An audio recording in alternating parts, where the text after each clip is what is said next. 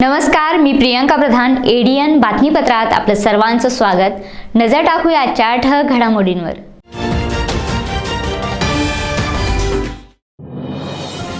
पर्यटन स्थळे बंद होणार असल्याच्या बातम्यांमुळे औरंगाबादेत पर्यटकांची संख्या मंदावली.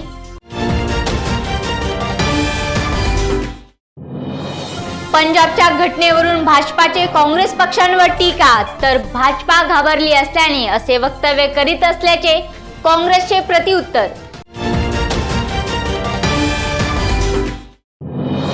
लोकसहभागातून वाळूज महानगरपालिका सिडको येथे आदर्श बाल उद्यान सुरू, बाळगोपाळामध्ये उत्साहाचे वातावरण.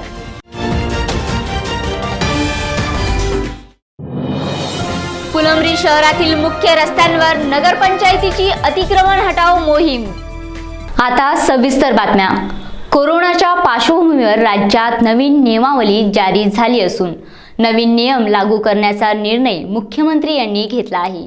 यामुळे पर्यटन स्थळे पुन्हा एकदा कोरोनाच्या सावटाखाली ओस पडत असल्याचे दिसून येत आहे. देशात पुन्हा एकदा कोरोनाने डोके वर काढल्यामुळे आणखी नवीन नियमावली लागू करण्याची वेळ शासनावर आली आहे. महाराष्ट्रामध्ये कोरोना रुग्णसंख्या वाढताच शासनाने नवीन नियमावली आणि आदेश जारी करत सोमवारपासून सर्वच पर्यटन स्थळे बंद करण्याचे आदेश दिले आहे.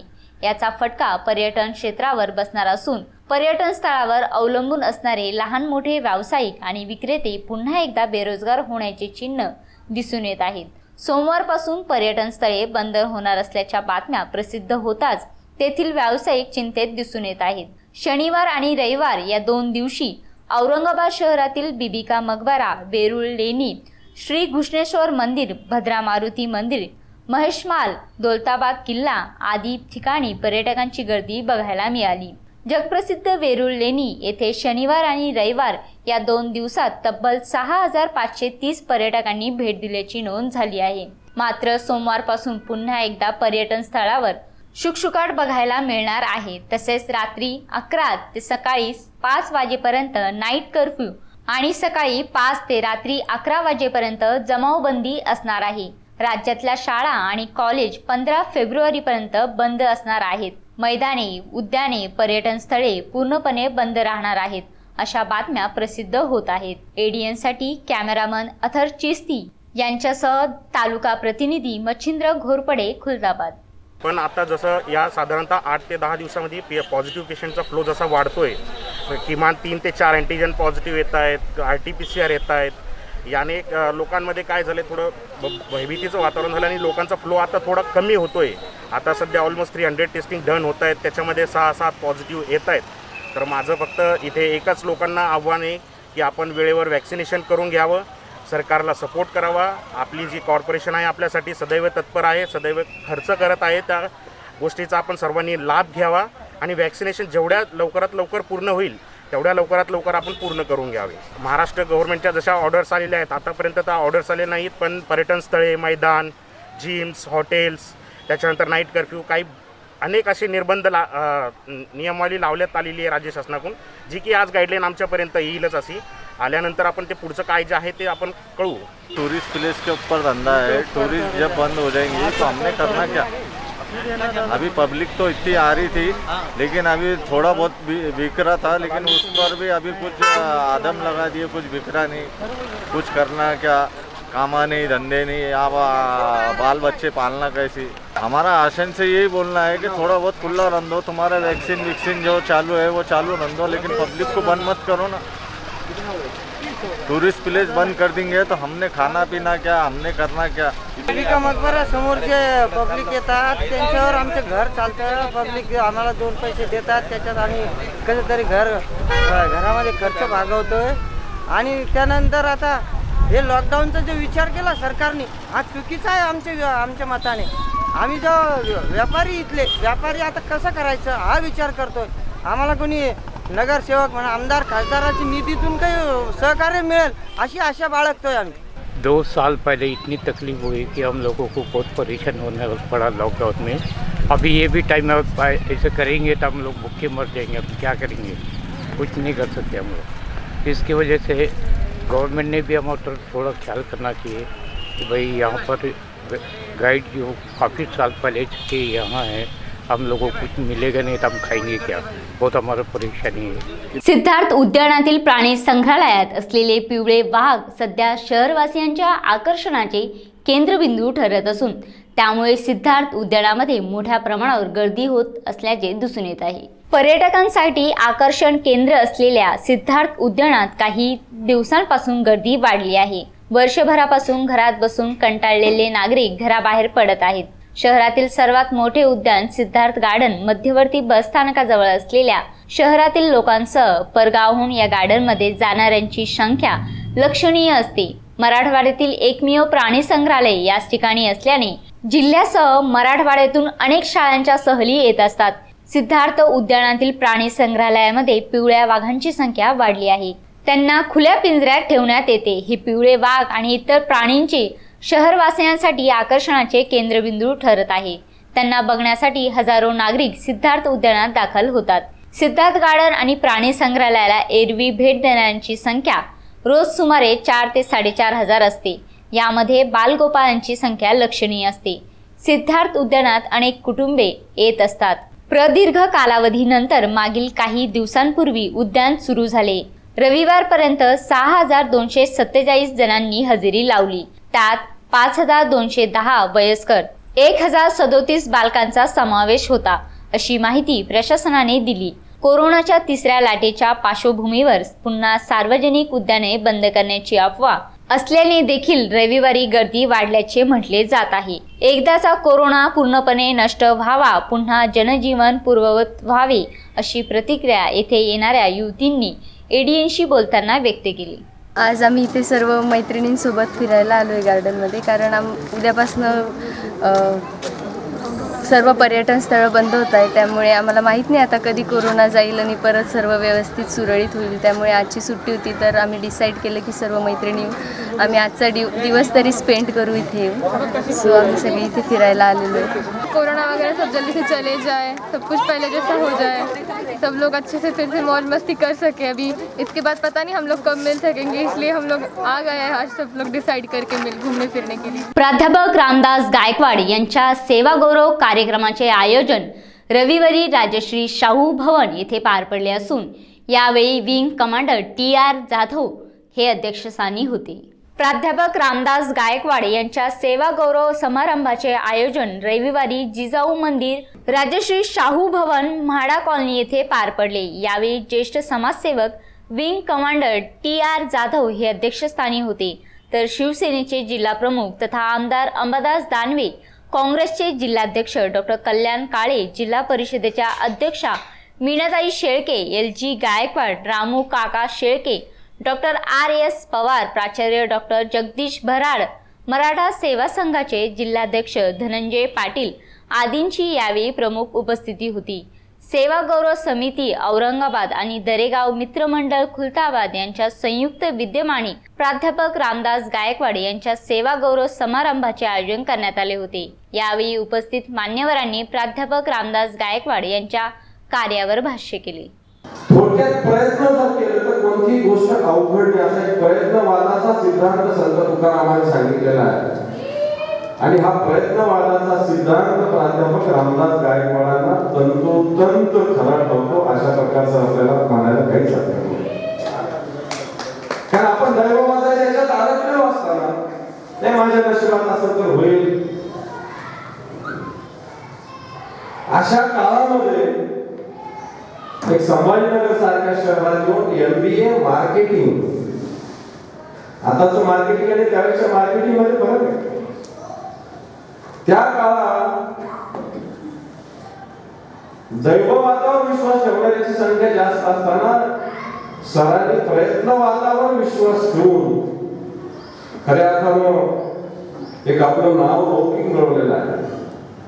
आपल्या कुटुंबातला एखादा माणूस प्राध्यापक होतो त्याचा आनंद खऱ्या अर्थाने त्या आईवडिलांना जितका होत असेल तितका कोणालाच होणार नाही. आणि म्हणून त्या माऊलीला आणि त्या पित्याला मी शतशः नमन करतो की त्यांच्यासारख्या माणसाने तर आमची पिढी घडवली आणि या नव्या पिढीला नवी दिशा दाखवली.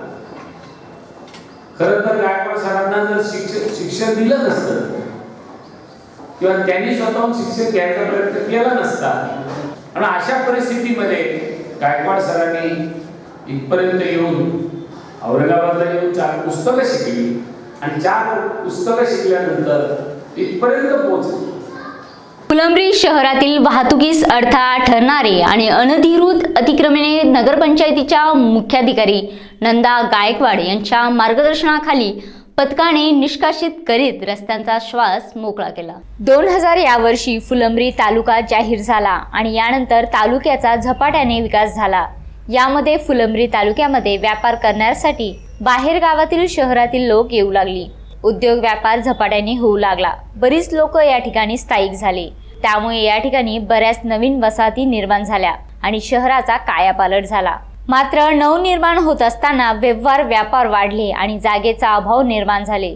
पर्यायाने लघु उद्योग करणारे फळ विक्रेते यांनी आपल्या हातगाड्या रोडवरच लावून व्यवसाय सुरू केला. मात्र फुलंब्री शहरामधून राज्य महामार्ग क्रमांक 8 हा गेल्याने प्रवासी वाहतूक वाढली आणि वाहन चालकांना अडचणी निर्माण व्हायला लागल्या. अपघाताचा धोका वाढला. यामुळे नगरपंचायत कार्यालयातर्फे या फळ विक्रेत्यांना वारंवार सूचना देण्यात आल्या की रोडवरती गाड्या लावू नये. मात्र त्यांनी कुठलाही प्रतिसाद न दिल्याने आज रोजी नगरपंचायतीच्या मुख्याधिकारी नंदा गायकवाड, नगरपंचायतीचे कर्मचारी आणि पोलिसांच्या बंदोबस्तात रोडवर उभ्या राहणाऱ्या गाड्या जप्त करण्यात आल्या असून त्यांच्यावर कारवाई करण्यात आली. ADN साठी तालुका प्रतिनिधी राधाकिसन नागरे, फुलंब्री. फुलंब्री शहरामधून राष्ट्रीय मार्ग जात असल्यामुळे रस्त्याच्या बाजूला जे पथविक्रेते, फळवाले आणि जे व्यावसायिक आहेत त्यांनी रस्त्यावरून जी नाली रस्त्याच्या बाजूला नाली आहे त्यावर त्यांनी त्यांच्या वस्तू, त्यांचे बोर्ड्स ठेवलेले आहेत. तर ते हटविण्याचं काम आम्ही केलेलं आहे. यापूर्वी या लोकांना कर्मचाऱ्यांनी जाऊन 3 वेळेस जवळजवळ सूचना दिलेल्या आहेत आणि घंटागाडीवरती आपण अनाऊन्समेंट पण केलेली आहे. तरी लोकांनी ज्यांनी ऐकलं नाही त्याचे सामान आम्ही जप्त केलेलं आहे आणि इथून पुढे ही मोहीम अशीच चालू राहणार आहे. आपले रस्ते हे रहदारीसाठी मोकळे हवेत आणि ज्या ठिकाणी रस्ते खूप लहान आहेत त्या ठिकाणी गर्दीमुळे अपघात होण्याची खूप शक्यता आहे. तर लोकांच्या जीविताला होत असलेला धोका आणि विक्रेते आणि गिराईक म्हणजे जे ग्राहक आहेत यांना जो धोका आहे तो टाळण्यासाठी आपण ही कारवाई केलेली आहे.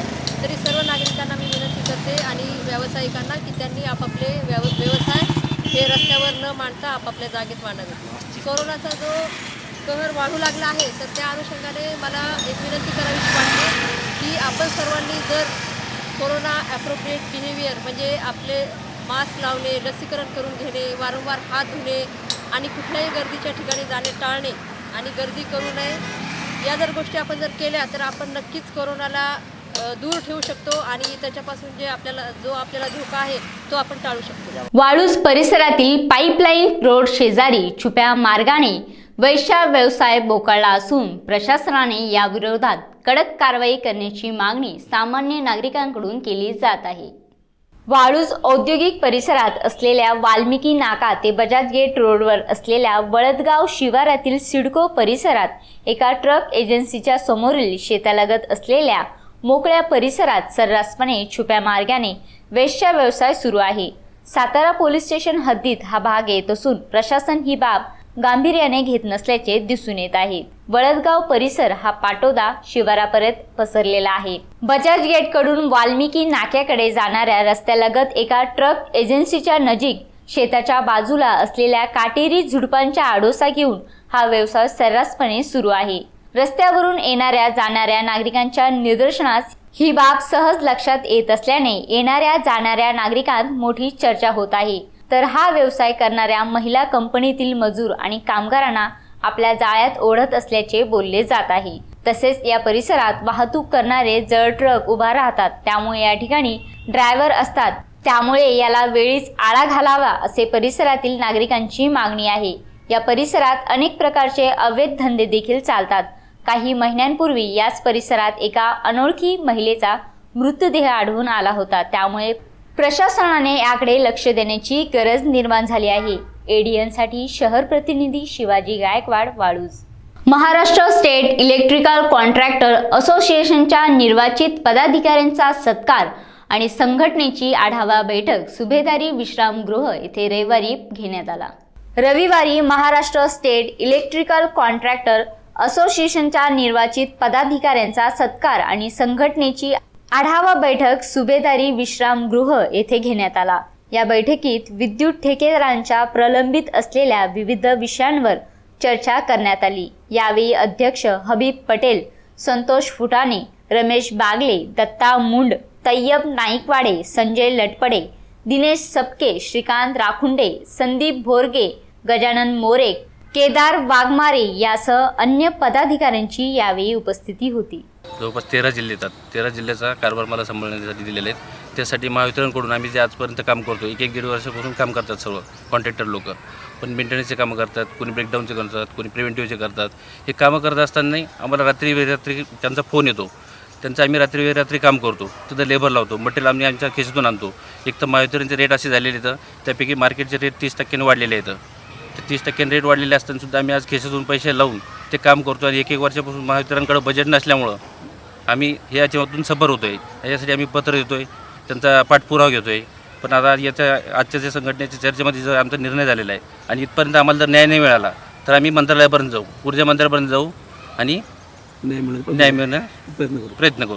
मीटिंग के अंदर ये तय हुआ कि बाबा जितने भी लोगों को काम वाटप हो रहा है वो गलत तरीके से हो रहा है. जो अधिकारी कर्मचारी जो है तो आपस में मिली भगत करके जो है तो लोगों को जो है तो काम सही से वाटप नहीं कर रहे. कोई कॉन्ट्रैक्टर 10 लाख का काम कर रहा है, कोई कॉन्ट्रैक्टर 50 लाख का काम कर रहा है. सभी ऐसे ही चल रहा है. पूरे महाराष्ट्र के अंदर यही मुद्दा चल रहा है अभी फ़िलहाल में. तो इसलिए हम लोगों ने अभी कॉन्ट्रैक्टर एसोसिएशन ने महाराष्ट्र कॉन्ट्रैक्टर एसोसिएशन ने मीटिंग लेकर ये तय करे कि जितने भी कॉन्ट्रैक्टर है आपस में, जितने भी कॉन्ट्रैक्टर है महाराष्ट्र के लेवल पे, तो सबको बराबर काम मिलना चाहिए. पहले जोन ऑफिस में जाएंगे, सी साहब से मिलेंगे. अगर वो भी एक्शन अगर नहीं लेते तो फिर आरडी ऑफिस जाएंगे. आरडी ऑफिस में भी अगर कुछ एक्शन नहीं होता है अगर बाय चांस, तो हम लोग ऊर्जा मंत्री को डायरेक्ट मुंबई जाके ये पूरा जो काला कारोबार चालू है उसके बारे में बताएंगे. आमच्याकडे रिजनल बॉडी आणि मराठवाडा लेवलचे जे काही पदाधिकाऱ्यांची नियुक्ती करण्याची होती ती आज नियुक्ती करण्यात आलेली आहे. मी अध्यक्ष या नात्याने सगळ्यांना शुभेच्छा पण दिलेल्या आहेत. माझे सहकारी पूर्ण टीमवर्क करून प्रत्येकाला न्याय देण्याचं काम करतील अशी मी अपेक्षा बाळगतो. जय हिंद. आमचे जे कॉन्ट्रॅक्टर लोक आहेत त्यांच्या बरेच दिवसापासून म्हणजे देयके आम्हाला मिळालेली नाही, जे की बिलं मिळत नसल्यामुळे आम्हाला आर्थिक परिस्थितीला अडचणीला तोंड द्यावं लागत आहे. त्याबद्दल आम्ही वरिष्ठ अधिकाऱ्यांना भेटून आमच्या बिलासंदर्भात लवकरात लवकर तोडगा काढण्याचा प्रयत्न करणार आहोत. तर महावितरणकडून यांचे जे संबंधित कॉन्ट्रॅक्टर आहे सर्वांची खूप हरासमेंट होत आहे मोठ्या प्रमाणात. आज बिलिंगसाठी कोणी कॉपरेट करत नाही, हे फंडिंग नाही, काम करण्यासाठी वेळोवेळी विचारपूस केली जाते, काम केल्याच्यानंतर कामाची बिलिंग होत नाही.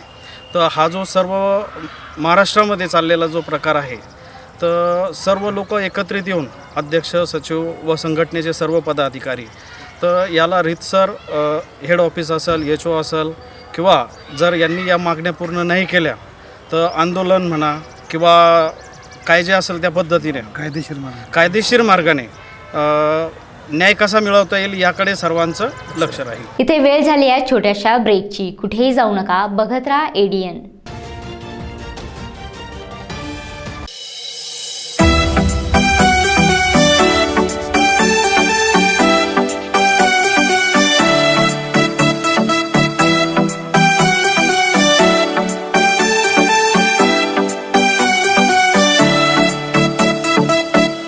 सुना है तेरे दिल पे मेरा कहीं ना लिखा है.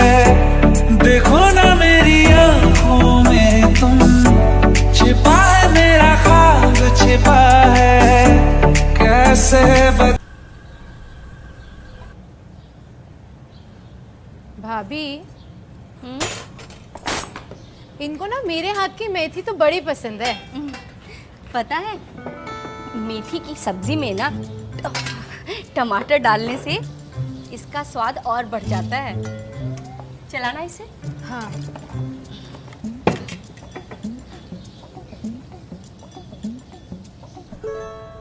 अरे भाभी, गैस तो खत्म हो रहा है। लगता है जल्दी नंबर लगाना पड़ेगा। भाभी, हाँ, हमारे शहर में तो मोबाइल फोन से गैस सिलेंडर बुक हो जाता है। देखो, ये ऐप है। आप कहो तो आपके लिए भी सिलेंडर बुक कर दूं? गैस कनेक्शन तो हो गई आपके नाम पे। अरे तुम्हारे शहर वाले स्मार्टफोन का सिग्नल तोड़ गया। वैसे हमारे गांव में ना बिना इंटरनेट वाले फोन से भी गैस सिलेंडर की बुकिंग हो जाती है। बुकिंग ही नहीं, बिना इंटरनेट वाले फोन से यूपीआई द्वारा गैस का भुगतान भी हो जाता है। भारत गैस में आपका स्वागत है। कृपया प्रतीक्षा करें जब तक हम आपकी उपभोक्ता जानकारी प्राप्त करते हैं। हमारे पास आपका पंजीकृत उपभोक्ता नाम हिमानी माथुर है और आपकी बिलिंग राशि 982 रुपए है। रिफिल बुकिंग और भुगतान के लिए 1 दबाएं। अगर आप किसी दूसरे उपभोक्ता नंबर के लिए बुकिंग करना चाह रहे हैं तो 2 दबाएं। बढ़िया, हम आपके भुगतान के लिए आपको यूपीआई पेमेंट सर्वर पर स्थानांतरित कर रहे हैं। सफल भुगतान के बाद बुकिंग की पुष्टि हो जाएगी। देखो, हो गया। बिना इंटरनेट वाले फोन से बुकिंग भी और पेमेंट भी। वैसे ना तुम भी ये नंबर याद रख लो। अगर शहर में तुम्हारे स्मार्टफोन का सिग्नल फिर से उड़ गया तो काम आएगा। Shafi Khan, proprietor, Ambar gas agency, नज़द head post office, Juna Bazar. मज़ीद मालूमात के लिए मोबाइल नंबर 7774883366 8308437465 और 9143914371 पर राब्ता कायम करें।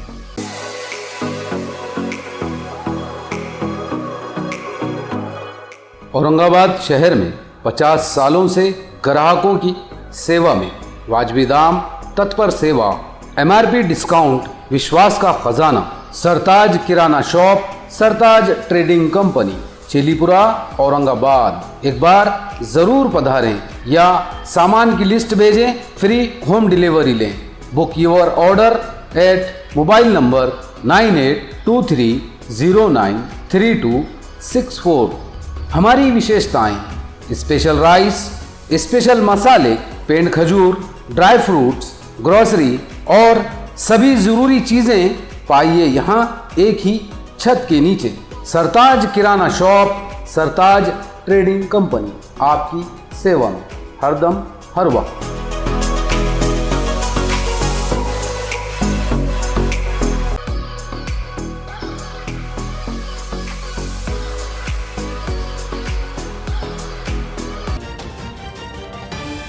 विश्रांतीनंतर पुन्हा एकदा आपले स्वागत। भाजप शहर अध्यक्षांनी पंजाब प्रकरणावरून काँग्रेसवर टीका केली। प्रत्युत्तरात काँग्रेस शहराध्यक्ष आणि ज्येष्ठ नेत्यांनी देखील भाजपांच्या शाब्दिक पद्धतीने मुसक्या आवळल्या। आपणच बघा काय म्हणाले ते। नाना पटोलेची उंची फार छोटी आहे। हे प्रदेशाचे, हे देशाचे युगप्रवर्तक आहे। हा मोठा महान माणूस आहे, व्यक्ती आहे आणि त्याच्यामुळे नाना पटोलेच्या बोलण्याकडे कोणी जनता बघत असेल माहीत नाही मला। बहुतेक जण, बऱ्याच जणांनी टीव्ही बंद केला असेल, कारण पागल माणसं भरपूर आहे। काँग्रेसच्या राजकारणामध्ये पागलांची फौज भरपूर आहे। कोण काय बोलन, कोणत्या नेत्यावर काय फेकेल, ज्याची उंची नाही आहे त्यानं दगड मारण्याचा प्रयत्न करू नये। आणि मलाही नाना पटोलेची कीव येते, फार कीव येते की नाना पटोले सारख्या माणसाला इंटरटेन काँग्रेस करते आणि काँग्रेसमुळं, नाना पटोलेमुळे सगळी काँग्रेस अर्धी बदनाम झालेली महाराष्ट्राची आणि त्यामुळं त्यांच्या बोलण्याकडे कोणी लक्ष देईन याच्यामुळं आम्ही त्यांच्याकडे लक्ष देत नाही। हा युगप्रवर्तक आहे, हा मोठा महान व्यक्ती आहे। नाही, काँग्रेसकडे चुकीचीच माणसं आहे ना। काँग्रेस बदनाम त्याच्यामुळेच झालेली आहे। काँग्रेसला खरं तर बऱ्याच महान माणसांनी या काँग्रेसला मोठं केलं, पण आता काँग्रेसकडे माणसं उरली नाही आहे, काँग्रेसकडे वारसा उरला नाही आणि त्यामुळे छोटी छोटी माणसं जी मानसिकतेने पागल झालेली आहे ती कोणावर काही बोलू शकतात। त्यामुळे पटोलेंचं काही बोलणं मला महत्त्व वाटत नाही। पहली चीज़ तो ये कौन सज्जन है इनके बारे में भी हम सही तरीके से नहीं जानते। कांग्रेस के बारे में बात करने की मतलब इनकी क्या स्टैंडिंग है, इनका क्या ओहदा है, ये भी मैं नहीं जानता। लेकिन कांग्रेस के बारे में वही शख्स बात कर सकता है जिसने देश का इतिहास पढ़ा हो। जो गोडसे की पूजा करते हैं और गांधी का तिरस्कार करते हैं, दुर्भाग्यवश ऐसे लोग भी हमारे देश में बीजेपी में ही पाए जाते हैं। तो इनकी बातों को सीरियसली लेना, ये मुझे नहीं लगता कि कोई समझदारी का काम होगा। बीजेपी के लोग हमेशा विषय छोड़कर ही बात करते हैं, चाहे वो उनका टॉप से टॉप लीडर हो या चाहे उनका कोई गली का नेता हो, वो हमेशा विषय छोड़कर ही बात करते हैं, मुद्दों को भटकाने की कोशिश करते हैं। कांग्रेस का हमेशा ये प्रयास रहा है कि सर्वसामान्य और आम जनता की बात हो, जनता के रोजगार और उसके जीवन से जुड़ी बात हो। लेकिन ये लोग तोड़ मरोड़ कर, झूठ बोलकर और अपने पास जो भी ये जुमलेबाजी करते हैं, क्योंकि ये जुमलेबाजी का भी जो शब्द आया है ये उन्हीं के राष्ट्रीय अध्यक्ष और उनके सुप्रीम लीडर के पास से आया है कि वो जुमलेबाजी करते हैं। तो इनके बारे में तो अब जग जाहिर है कि ये लोग कभी भी सीरियस डिबेट नहीं करना चाहते।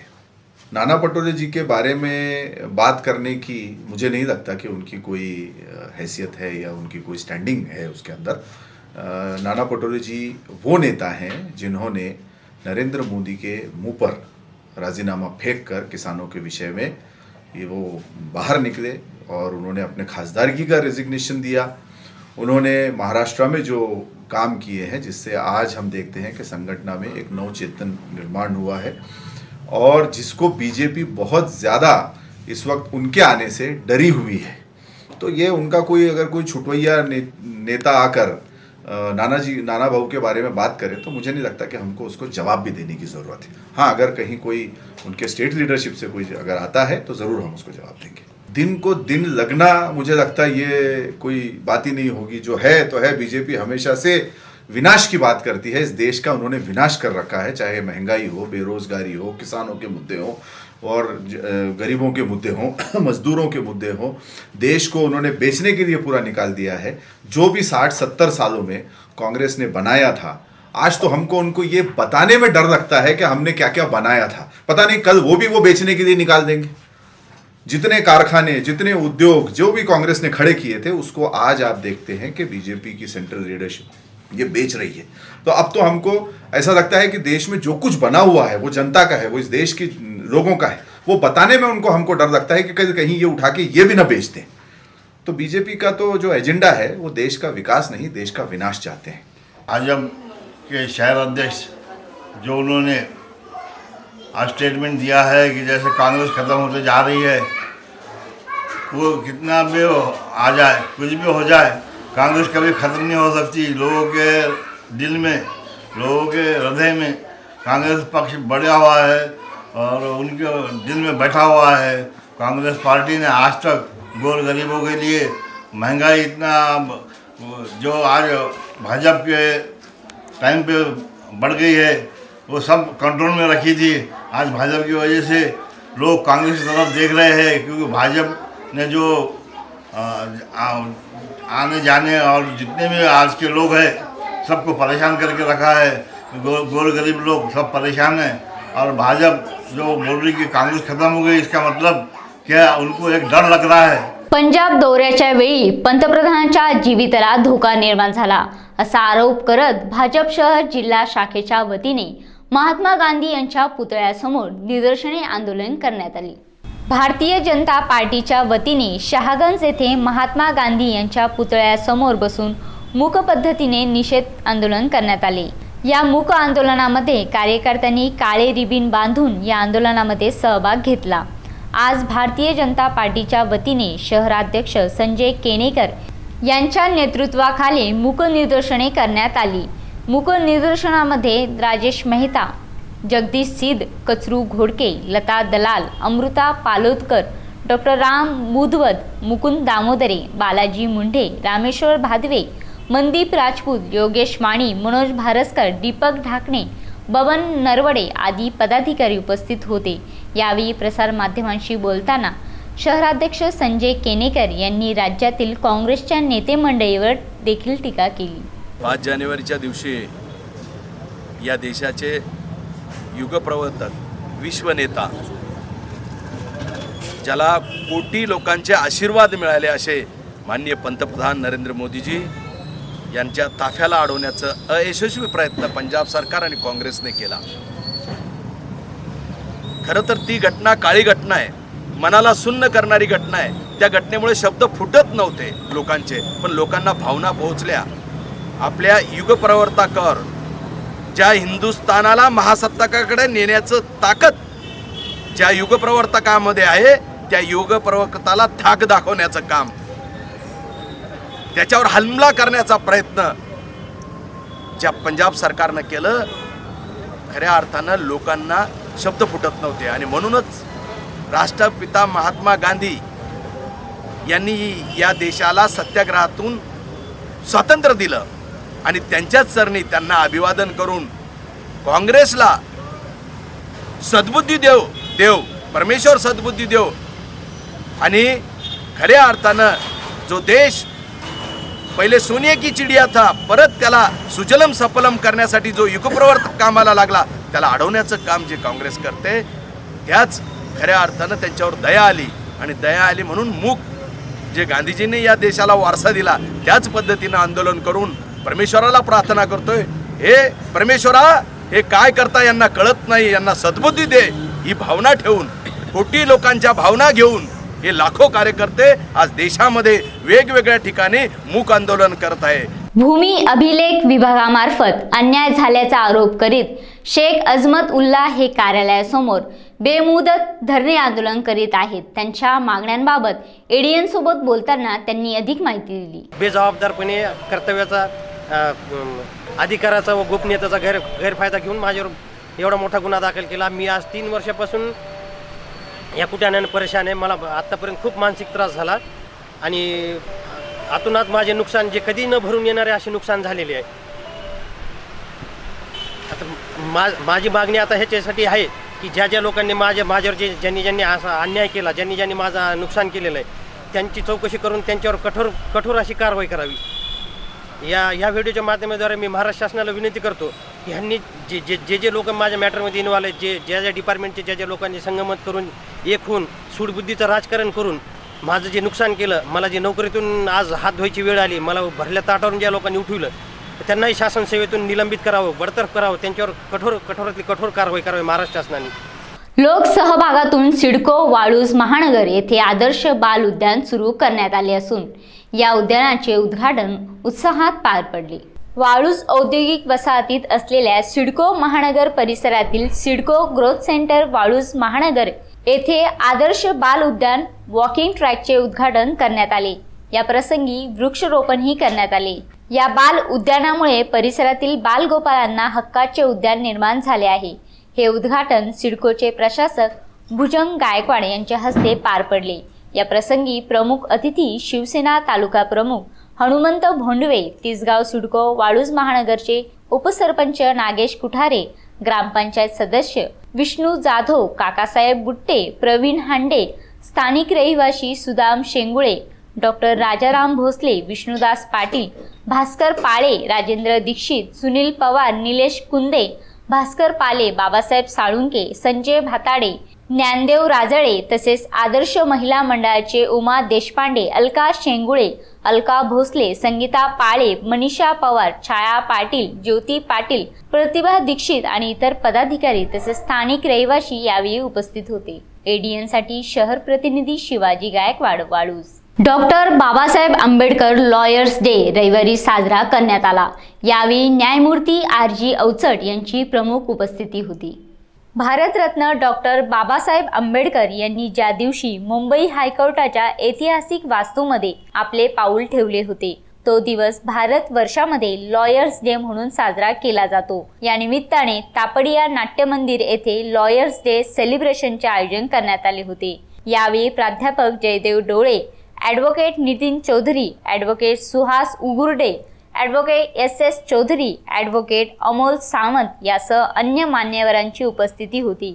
या कार्यक्रमाचे आयोजक तथा स्वागत अध्यक्ष ॲडव्होकेट SR बोधडे यांनी या कार्यक्रमाच्या आयोजनाबाबत एडीएनशी बोलताना अधिक माहिती दिली. महामानव डॉक्टर बाबासाहेब आंबेडकर यांनी 5 जुलै 1923ला बॉम्बे हायकोर्टामध्ये प्रॅक्टिस सुरू केली, तो दिवस तमाम मानवजातीच्या उत्थानासाठी हा दिवस होता.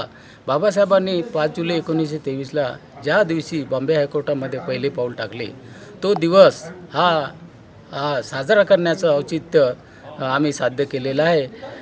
5 जुलै 1923 भदंत आनंद कौशल्यान यांच्या यदि बाबा न होते या पुस्तकामध्ये हा रेफरन्स आलेला आहे. हा रेफरन्स घेऊन आम्ही दरवर्षी हायकोर्ट, डिस्ट्रिक्ट कोर्ट या सर्व ॲडव्होकेटच्या वतीनं हा लॉयर्स डे आम्ही साजरा करतो.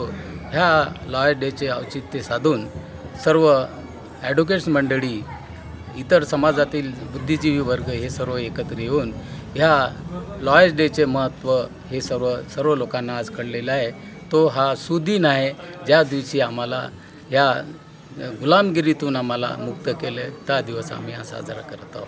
माझी वसुंधरा अभियानांतर्गत औरंगाबाद महानगरपालिका आणि महाराष्ट्र ऊर्जा विकास अभिकरण यांच्या संयुक्त विद्यमाने ऊर्जा संवर्धन जनजागृती अभियान राबविण्यात आले.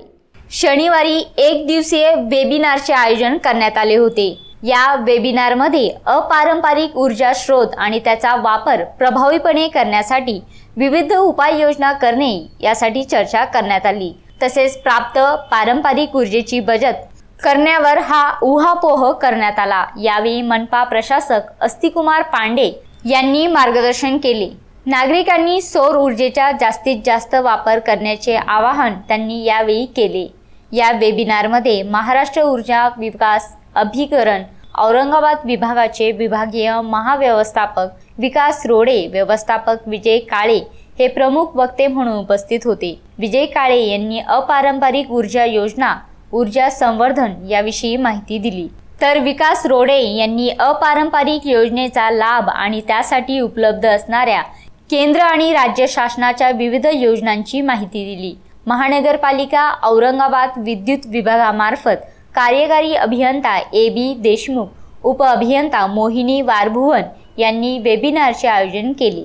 आता एक नजर आजच्या ठळक घडामोडींवर.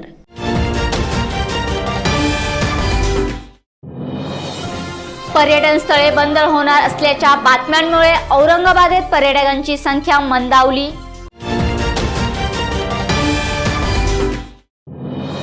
पंजाबच्या घटनेवरून भाजपाचे काँग्रेस पक्षांवर टीका, तर भाजपा घाबरली असल्याने असे वक्तव्य करीत असल्याचे काँग्रेसचे प्रतिउत्तर.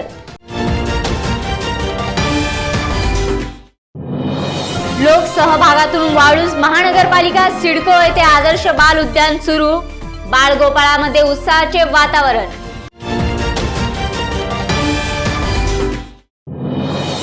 फुलंब्री शहरातील मुख्य रस्त्यांवर नगरपंचायतीची अतिक्रमण हटाव मोहीम. हे बातमीपत्र इथे संपले. पुन्हा भेटूया पुढील बातमीपत्रात. तोपर्यंत बघत राहा औरंगाबादकरांचं हक्काचं बातमीपत्र ADN.